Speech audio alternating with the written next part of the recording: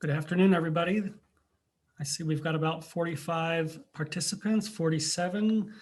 We had about 183 signed up, so we're going to give everybody a few minutes to log in and get admitted, and we'll be getting started very soon. I'm glad to have you for this afternoon's webinar.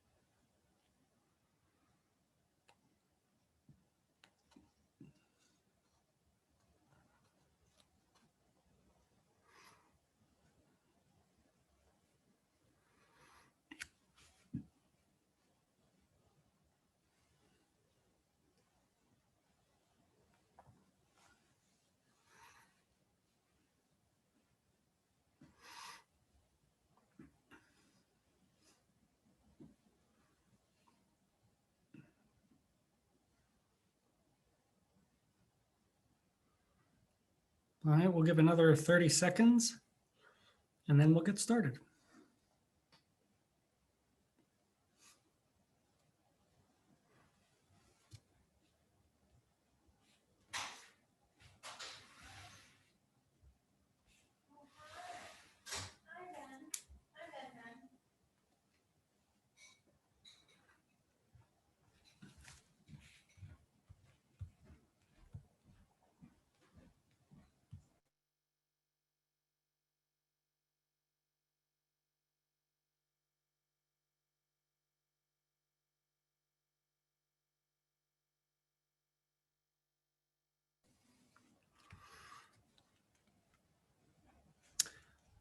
All right, we're going to go ahead and get started. Thanks everybody for joining us for this parents webinar. I'm Rob Abowitz from the Office of Residence Life in the Division of Student Life. Thanks also to Mark Pontius, the Director of Parent and Family Programs, for setting this up today and for all he does to communicate with and support parents and families of Miami students. If you have any questions at any time during the webinar, please use the Q&A function in Zoom. It's along the bottom of your browser there.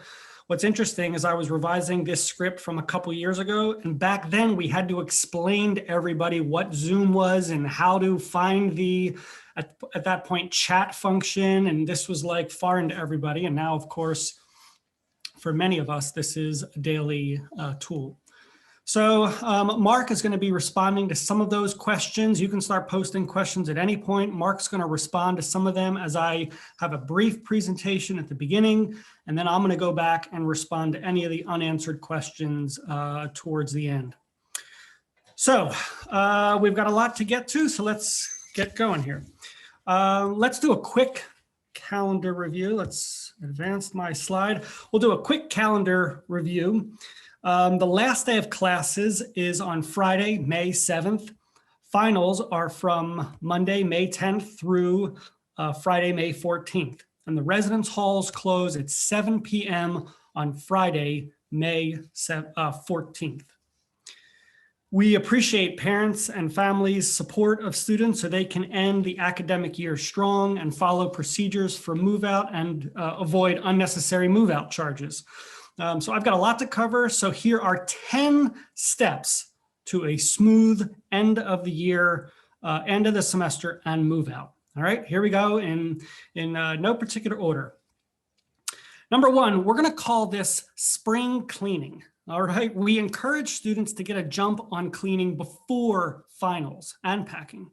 They can box things up they know they won't need for the last few weeks of the semester, and start setting items aside that they want to give to ShareFest, which I'll mention in a few minutes. Sometimes we're asked, how can a student possibly study for and take finals all week and then move out by 7 p.m. on Friday that same week? And the answer is spring cleaning and early packing.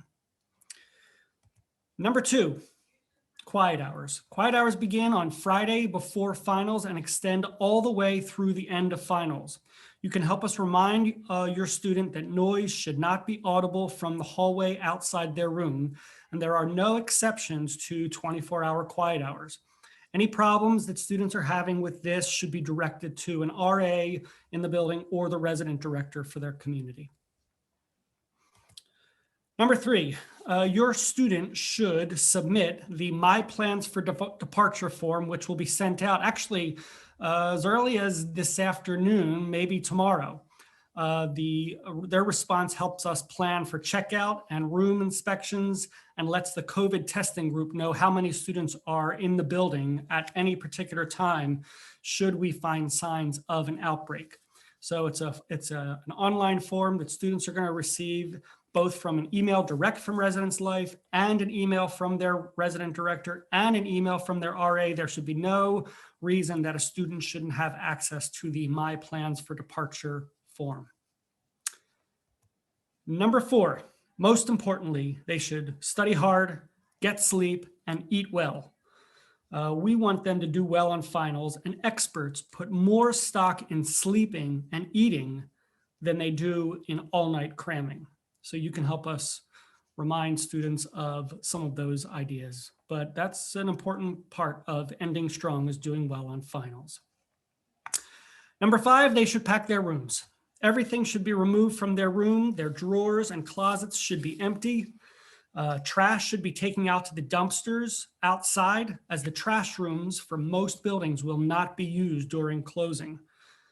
Carpets that are being thrown away should be taken outside to the designated areas for carpets.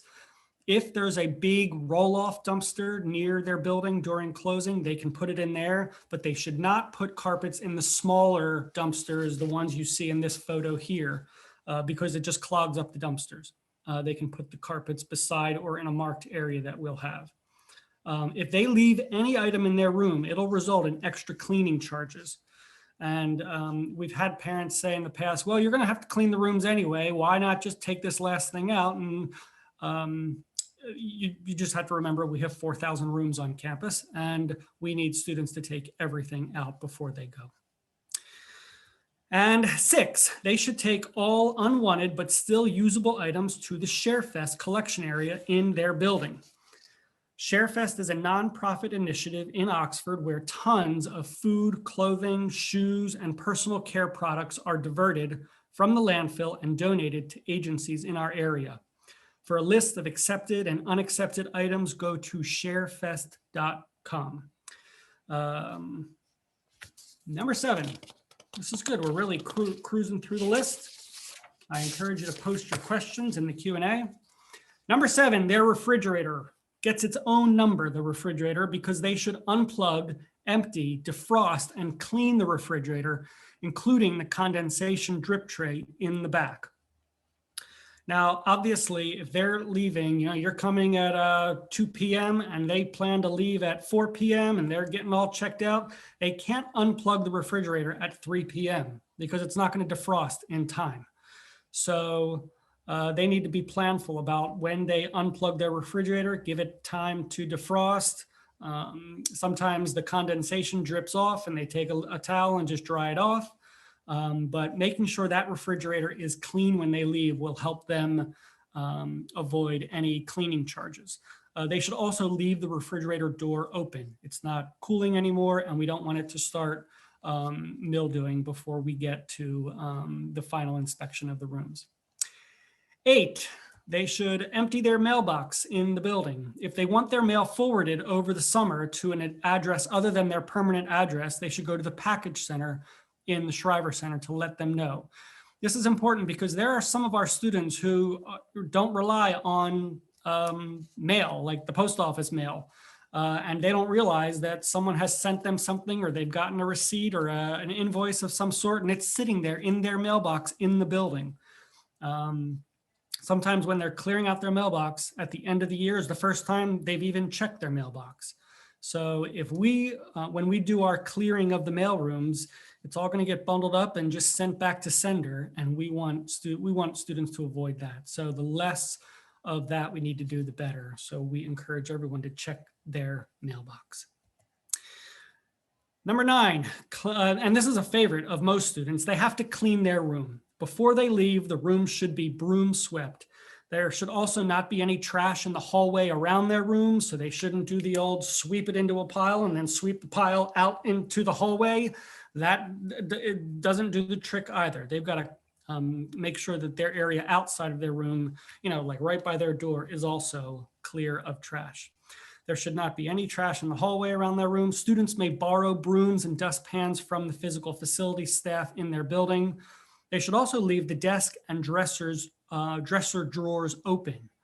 So it's going to kind of look funny as they're leaving the room and all the dresser drawers and desk drawers are open, but it is really helpful. It's helpful for the RAs who are coming in to do the room inspections afterwards, and it's also helpful for students, because if they know they've got to open the drawers, one of the last things they do is open the drawers, and then they find the thing that they forgot to pack.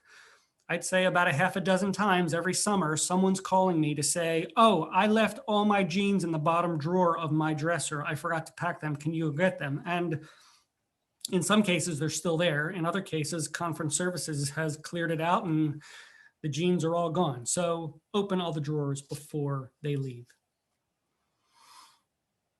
And finally, when they are ready to check out, to leave, every resident should either check out with an RA or RD, or they should complete and submit the contactless checkout form. They can find an RA or an RD in the lobby of their building or by calling the RA on duty for their community. After the inspection, the residents will be given a chance to correct any problems, usually a cleaning issue, before they leave. Any problems in the room, damages, tape on the wall, it's not clean enough, will be recorded in the online room inspection system, which will basically forward charges to the student's bursar bill. Now, trust me, this is not a money maker for the university. These charges are truly designed to be two things. One is a deterrent for students, and two, to pay for the cost to address the damage and the cleaning. Basically, the better students leave the rooms, the easier it is to ready the rooms for summer conferences and for future residents. We need students to do their part to avoid these charges. The resident director in the community will do a final inspection of all rooms after closing. And then our physical facilities colleagues may also do any missed charges after closing. In most cases, we'll be taking a photo of the damage and the cleaning for which the students will be billed, and these charges will appear on the student's bursar bill early in the summer. We don't want to charge people. We want students to do everything right before they go, so you can help us make sure that's the case. And if there's any question about something, or if the student is leaving and the roommate has left a mess, or the roommate did damage, then they should do a checkout with an RA or an RD in person so they can make sure it's designated which is which. We're going to do our best. If we inspect the room after 2 students have done the contactless checkout and they didn't check out with one of us, we're going to do our best to reach out to the students and say, hey, there's tape all over this wall. Is this yours or your roommate's? And we need to know who to charge. So that can be avoided if you either check out with an RA or just make sure all the tape is off the wall. All right, so that's my 10 steps for a successful end of the semester and move out. One more note, any student who needs to stay after 7 p.m. on Friday of finals must request permission to do so through their housing portal. They can begin making those requests on May 1st. They must put a valid reason into the system before being approved. This is not an automatic approval. So they should get their requests in early. Students who request to stay late by Wednesday of finals will only pay their daily cohort rate for each night. And they don't even have to pay for Friday night. That was a change that we made with an Associated Student Government recommendation a couple years ago, that if you make the request in time, we won't charge you for Friday night. But any student who signs to stay up late after Wednesday of finals will pay the fixed rate of $55 per night, including Friday night. So a student who signs up on Friday night because they forgot, they're going to be paying for that Friday night, and they're going to be paying the higher rate. Students in halls that are about to go on under summer construction may not stay later than Sunday night. You can see the halls listed there. Hahn, Flower, McFarland, Dorsey, and McBride are all going to have construction, and the contractors show up on Monday morning. So you can't stay later into the week.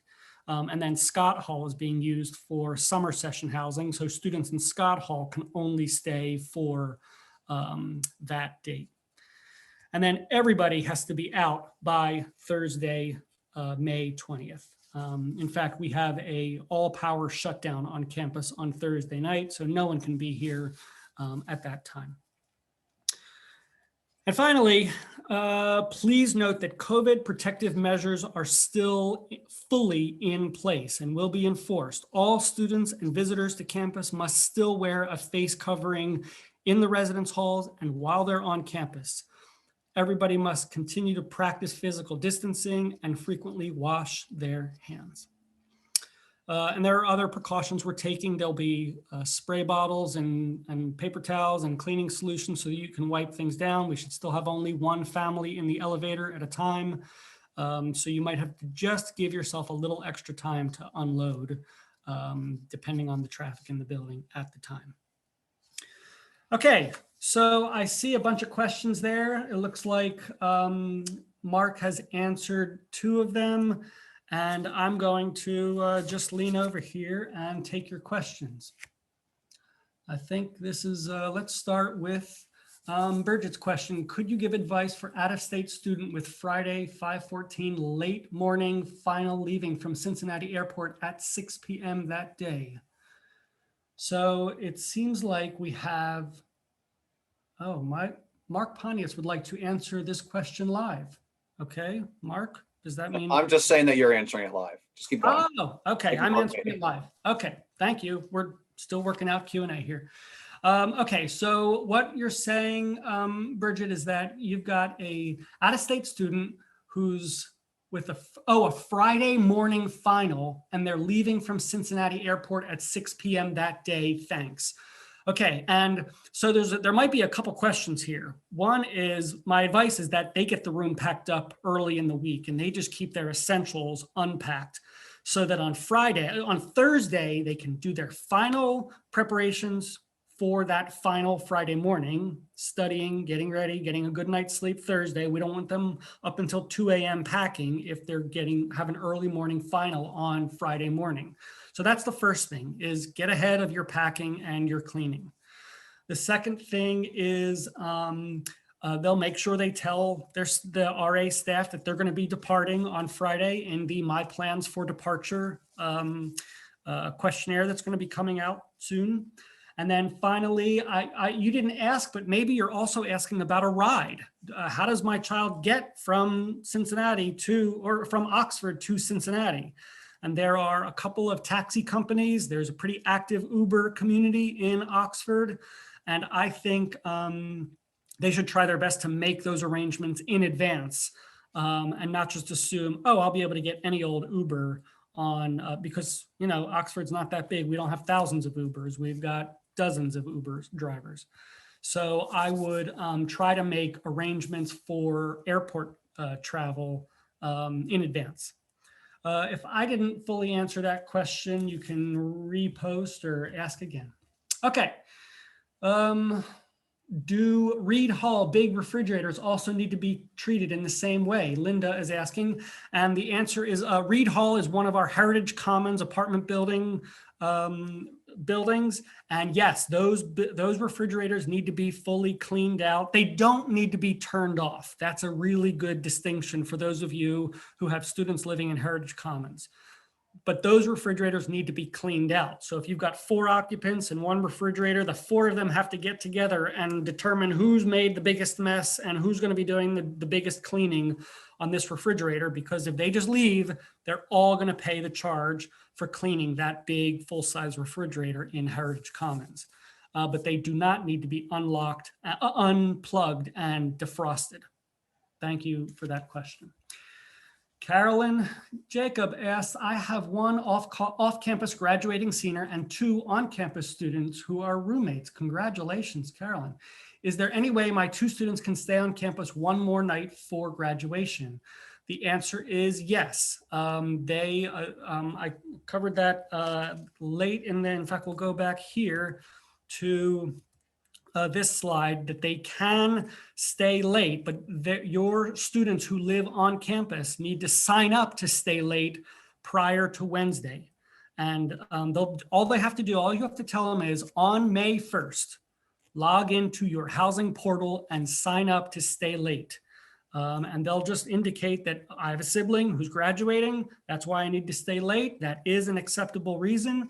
And that'll get approved and they can stay late. Now, if your 2 on-campus students live in Hahn, Flower, McFarland, Dorsey, McBride, or Scott, they will not be able to stay past Sunday night because those buildings are completely shutting down by 9 a.m. on Monday morning.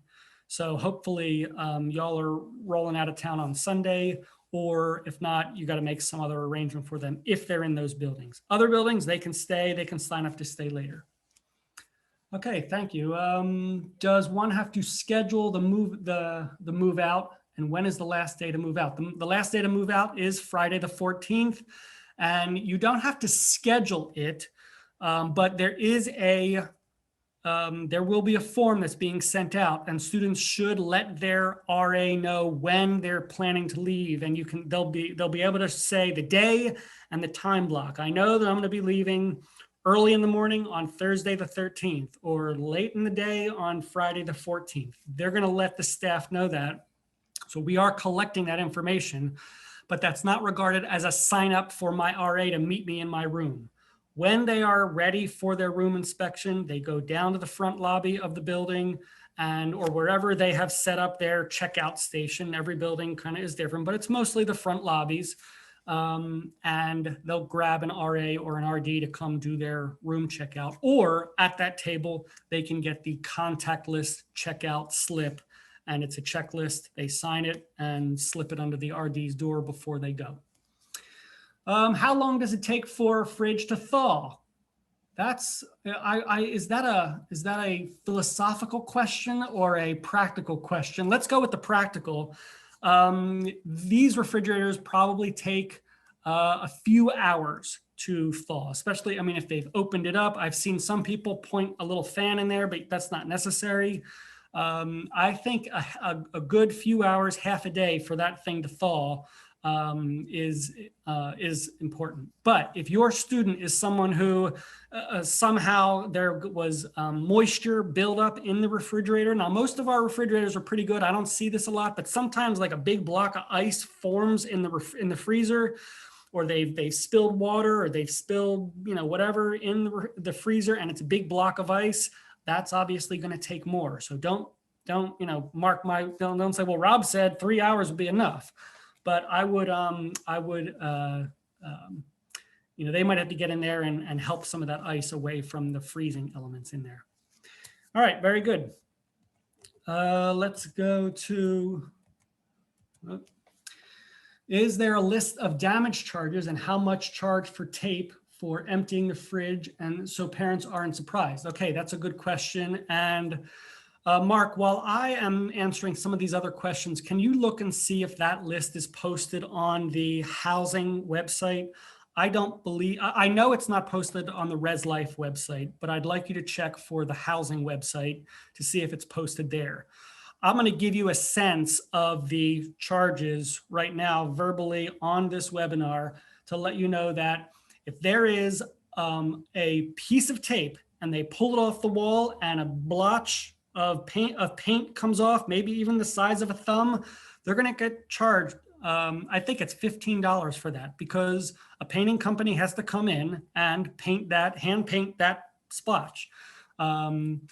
So that might seem steep, but that's what it costs us. And quite honestly, the physical facilities people have told me that we're undercharging for that. But I'm like, well, we can't increase the charges now. We'll do it in the future. And then it's going to be, per tape mark blotch. So if your student hung a wall full of pictures and they pulled them off and the paint came off the wall, they might get to the max, which is 10 of those $15 charge. And we're just going to, for $150, repaint the whole room. The refrigerator cleaning charges go anywhere from, I think, $35 to and up. I mean, you haven't seen the photos, but I've seen refrigerators that, just needed another half hour or an hour of a wipe down by the physical facilities staff. And then there's some refrigerators that were like, no good. Some of these refrigerators, we've actually had to throw refrigerators out because they were not cleaned. They turned them off. It turned into one big box of gross mildew and disgustingness. And the time that it would take to pay the physical facilities staff to clean this thing, we had to throw the thing out. So that, all of these charges have a range of things. I'll say this, if you are surprised by these, there'll be a form release that enables you to do an appeal for the charges. And then we'll review it again and we'll make sure you've seen the photos of what got charged, and then we'll go from there. But I just did the training with my staff last week, and I said, make sure, no one should be walking out with $800 of charges. And if so, I need to see that room before that happens, because that means it was a disaster. Okay. Rob, really quickly, I was not able to find a published list of charges. Okay. So I guess the answer to that is no, the list of charges is not piled, but I'm going to make a note and we're going to make sure we get that posted for the future. So while we're on that one, there's a couple questions that are related to it. So one of them is, for a multi-student room, how do you determine who gets charged the fees? Do you evenly distribute it? What about if they leave at different points and one has been checked out and cleared? Those type of questions. Right. So first of all, on the, if a resident has two choices to check out. One way of checking out is to get an RA or an RD and physically go to the room with them, and they'll do the inspection. And they look at the desk and the desk is broken, and the RA or RD is going to say, whose desk is that? And that's the moment when they can say, that's my desk and I broke it and I'll pay for it. Or they can say, that's my roommate's desk and they're either still here or they've gone already. And all we need to know, we just need one of the roommates to tell us who's responsible for the damage. So in person is the best way to mitigate those distinctions. But if they've chosen to do contact list checkout, which is fine as well, on that form, one of the questions is, what side of the room was your room? So when the RD does the final inspection of that room, they'll be able to say, okay, I've got 20 paint chips on this side of the thing, and your side was the left side, facing the window, the left side. So I know who to charge. That's the other way we determine that. In the case that the RA can't determine it, like if it's a problem with the refrigerator or a problem with the door, something that is clearly not a left side or a right side, or the students had the room, set up such that there really wasn't a left or right side, the RD is going to send an email to those students and say, whose stuff was this? And if they both say it was the other person, we're going to charge both. We have a way of just submitting one charge and it just cuts it in half and it sends half to one person and half to the other. If they don't respond to the email, which is also a possibility, then we're just going to charge both. And if they get it wrong, then you'll just have to appeal it and then we'll charge it. I mean, I just looked at the appeals from 2019 and there were a handful of charges that we just in the middle of the summer moved from one student to the other. And that, we had the record from the one student who appealed. Okay. Thank you, Mark. Okay. When's the earliest students can check out? Asks Lisa. They can check out at any point. We understand because finals are remote this year that students might just say, okay, I want to pack up and leave and do finals from home, and that's fine. All they need to do is tell their RA or their resident director if they want to do a in-person room inspection with their RD. All they have to do is tell their RA or RD and they can schedule it for any time. That week before, fine. The weekend, fine. And the contactless checkout slips will be available to the RDs very soon, so they can give those out at any time. They won't be set up at the checkout desk until the week of closing, but you can get that contactless checkout slip at any time. And, Rob, let me just jump in really quick and just clarify one thing you said. Yep. Finals are not remote for everyone. Finals are remote if they have remote classes. Okay. So finals should follow what their class is. And if they have questions about it, make sure they're looking at their syllabus. They are not remote for everybody. They follow the modality of their class. Okay, thank you. Thank you. I stand corrected. All right, very good. Lisa, I hope I've answered that. Nancy asks, in Logan Lodge, which is one of our Heritage Commons apartment building, at move-in, one of the lampshades was already damaged, a little brittle and breaking. How do we ensure charges won't be incurred after we move out? Okay, that's a great question for everybody, not just our Heritage Commons apartment. If the damage existed before you left, my recommendation is to do an in-person checkout with an RA or an RD so you can do that. Now, the students were emailed when they moved in a link to submit a room inspection so they could submit that. And I'll be honest with you, a lot of our students ignore that email and ignore that room inspection so they can do that. So I would recommend they do that checkout with their RA or resident director so that they can say that was broken before I came, and then the RD won't charge them for it. Will carts still be available at checkout? The answer is yes. And you should know that, normally in a non-COVID year, Friday is our biggest move out day because a lot of the big finals occur on Thursday and Friday for, the big biology classes and the big chemistry classes. And there's just a lot of students that are here all week. And then they want to move out on Friday. And then carts are at a premium. We put out every cart we have on campus, but there's not a one-to-one ratio with carts to people moving out. So all that is to say, yes, carts will be available. Yes, you should use, wipe it down with a wipe, or there'll be spray and paper towels available for you, so it's safe. But you should be planful. If you've got a cart at home, I'd bring it, like a little hand truck, I'd bring it. And I don't know how it's going to go this year. We might have many more students who leave earlier in the week if they have all remote finals, and then we'll have fewer people here moving out all on Friday, in which case there might be more availability of carts. So that's my spiel on carts. Kim asks if we can be flexible with schedule. What is a typical ideal day slot time to move out? Least crowded, early, midday, late afternoon? I would say for sure early morning is the least crowded if you've got the flexibility. But either way, it also has to do with your drive time and your, travel plans for the day, obviously, as well. Some people have more flexibility and others, they're kind of, they got to get on the road at a certain time. So if you can, do it in the morning. There'll probably be less traffic around in the morning for sure. Are wheeled bins, carts available? I just answered that, Kim, and those are set. If we move them out before May 12th, where do we get pass? Oh, Fran, are you saying where do we get pass, like a parking pass? Where do we get pass? I don't know. Fran, I think I need some clarification. Yeah, I think she means a parking pass. So I typed in that parking is not enforced starting on Wednesday. And I got a link for the visitor permit that I'm going to drop in there right now. Great. Yeah, so if you're coming before those days, just get the visitor permit. It's easy peasy. It's all electronic and you'll be set. You won't have to worry about it. But if you're, leaving during normal checkout times, they're not enforcing parking. But you should not park in the blue handicap spots at any time. That continues to be enforced.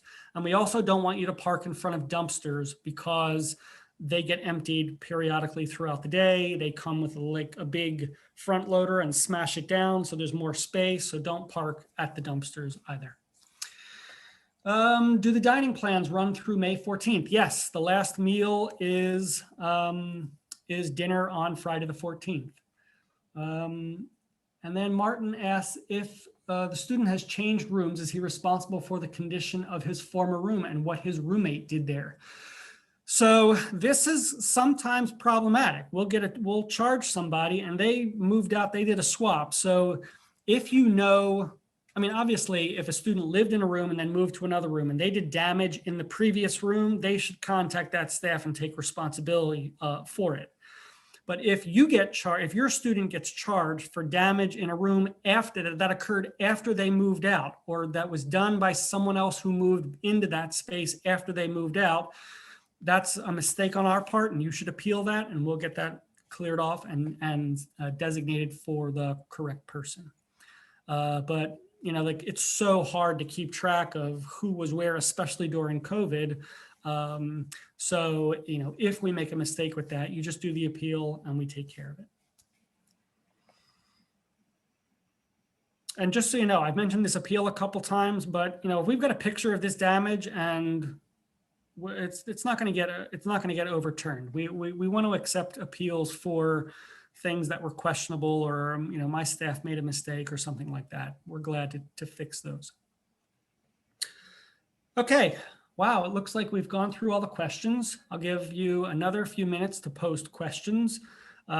Students are going to should check their email. They're about to receive a long email from their resident director that covers all of this in detail.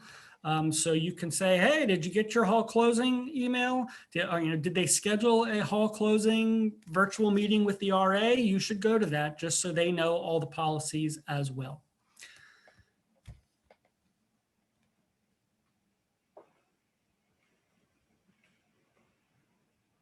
Okay, I'm seeing no more questions. And looks like we ended up having 85 participants. I appreciate everyone's great questions and participation in the webinar. And boy, whew, it has been a rough year for everybody. And I want to thank the parents. I want to thank the students for everyone's efforts to make this work as best we could. I will also say that I've been in 3 meetings today already where this dynamic has been mentioned, and that is the current first year students have missed out on certain things, and we're going to do our best to try to account for that in any ways we can. So those of you who are parents of current first year students, and your student is returning as a second year, as most are, there are going to be some opportunities announced over the summer for like what feel like orientation things. You know, like you can come on campus and you can get to meet people, do some interesting things. I'm going to be proposing one where they're going to be doing some work on the Miami farm and doing some local food things, and then another one that's more sustainability related. And it's not academic, it's really social and getting your hands dirty and doing some things with students in an environment where most of us have now been vaccinated, and we can lower some of the precautions and increase some of the face-to-face things. I was in another meeting this morning where they said, boy, just about everything, like classes, if you look at the class registration right now, 98% of the classes are, well, don't mark my word, a high percentage of the classes are in person. We are going back in person next semester, which is going to be great. And I want everyone to just be thinking about that for next year. All right. Thank you, Miami staff. As a parent, I appreciate summer opportunities. Thanks for working on this. We're going to do our best we can. Okay. Thanks, everybody. Mark, I think we can end the webinar. Have a great day. Thanks, y'all. Take care. And this will be recorded.